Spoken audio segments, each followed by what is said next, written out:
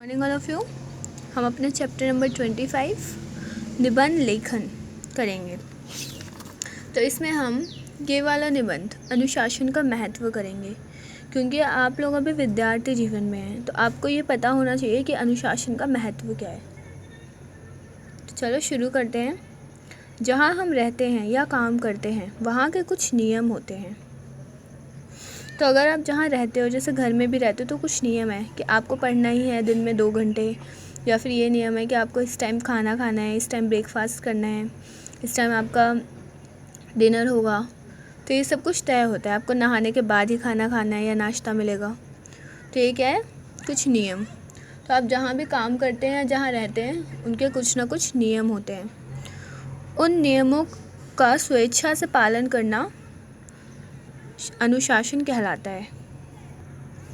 अगर उन नियमों का आप अपनी इच्छा से पालन करते हैं, स्वेच्छा यानी अपनी इच्छा से उन नियमों का पालन करना, तो वो क्या कहलाता है? अनुशासन।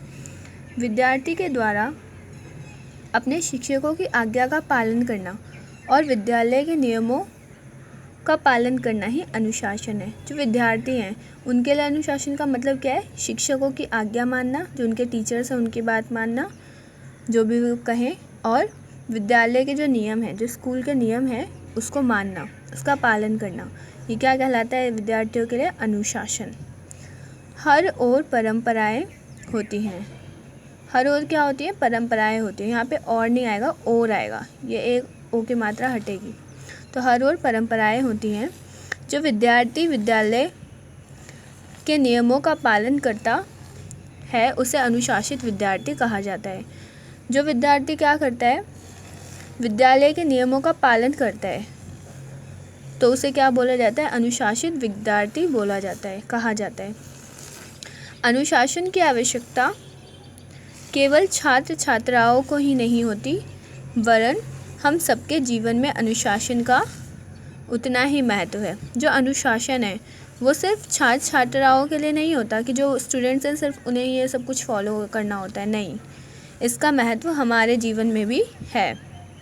इसका महत्व सबके जीवन में होता है। अनुशासन का जितना महत्व एक विद्यार्थी के लिए है, उतना ही महत्व एक काम करने वाले या अपने जीवन व्यतीत करने वाले एक आम इंसान के पास है।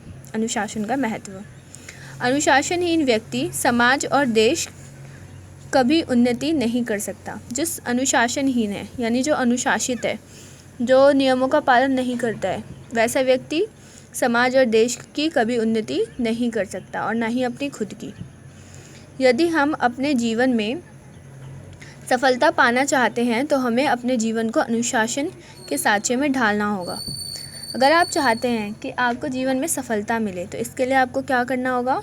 अपने जीवन को अनुशासन के सांचे में डालना होगा। सांचा यानी कि एक ऐसा बर्तन जिसमें अगर आप डलें तो उसके मतलब जिसमें आपकी सोच डले तो बिल्कुल वैसे ही हो जाए। तो जैसे आपने लिक्विड को देखा है ना, जब लिक्विड को दे यानी कि पानी को जब आप ग्लास में डालते हो ग्लास जैसी शेप ले लेता है, कटोरी में डालते हो कटोरी जैसी।